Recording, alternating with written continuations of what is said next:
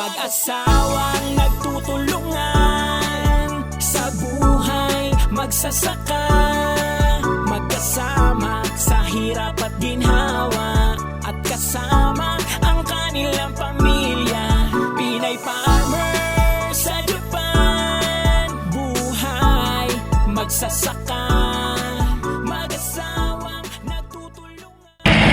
Hi guys! Pinay farmer sa magkadinig. Ayan. Mami tayo ng compressor. Ayan, malapit na.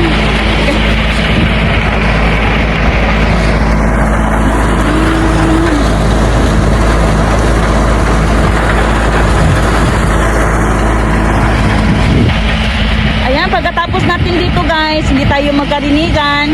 Ayan, pagkatapos natin dito, ilipat tayo doon sa isa pa. Tapos, yun na. Yung araw na to, doon tayo matatapos. At bukas ulit. Ayan. Bukas ulit tayo magagambaro. Lahat magagawa. Ito ang buhay farmer, Pinay sa Japan. Lahat ng mga ka-farmer na laging nandyan. Magkakasama tayo sa hirap at ginhawa. Mga palangga na di nawawala, laging sumunod sa kanyang vlog. Pinay farmer sa Japan, mag-asawang nagtutulungan sa buhay, magsasaka, magkasama sa hirap at ginhawa, at kasama ang kanilang pamilya. Pinay farmer sa Japan, buhay, magsasaka, mag-asawang nagtutulungan. Yan ang buhay, Pinay farmer sa Japan. Siya ng Pinay sa Japan, ipapasyal kayo sa palayan. Rice farming, hardworking, mag-asawang walang kapaguran. Paano magtanim, papakita nila. Paano mag-ani, makikita nyo yan. Ang araw-araw na kanilang ginagawa, sa bukirin ay palaging masaya. Rice planting at paglilipat ng tanim upang mapaganda ang ating bukirin. Ano mang hamon sa buhay, laging laban lang. Sila ang mag-asawang magsasaka, magkasama sa hirap at ginhawa.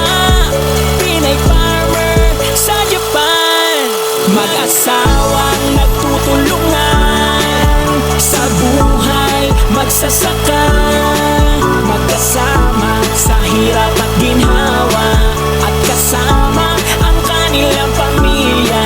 Pinay farmer sa Japan, buhay, magsasaka, mag-asawang nagtutulungan. Yan ang buhay, Pinay farmer sa Japan, mag-asawang nagtutulungan sa buhay, magsasaka, magkasama sa hirap at ginhawa, at kasama ang kanilang pamilya.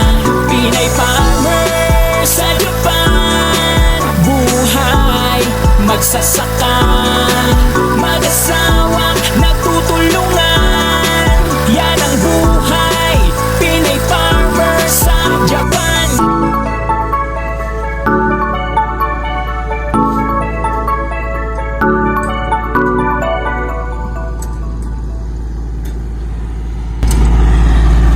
Ayan guys, dito nagtatapos sa araw na to ang ating vlog or videos. Ayan, for today's videos, ayan.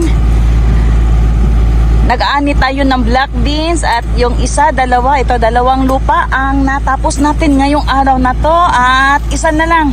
Meron tayo doon sa likod ng bahay na dapat rin nating i-harvest. Medyo malakihan doon. Ayan, kaya full force tayo doon at hindi namin kaya, dalawa lang kami ni Dana. Kailangan ang mga pamangkin ko ay nandito sila sa araw na iyon, sa kung kailan tayo mag-harvest doon. Maybe next week, kung kailan sila pwede.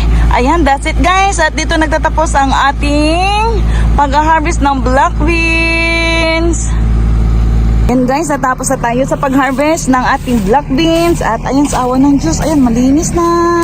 Ayan, kaninang umaga dito tayo. At saka kanina nandun tayo sa isang lupa ng katabi niya ang ating balanghoy. At ngayon natapos na tayo dito at meron pang isa na lang. Medyo may kalakihan doon sa likuran ng bahay na i-harvest natin, guys. And that's it, at tayo'y uuwi na. Ayan, thank you for watching. Thank you for watching Pinay Farmer Days.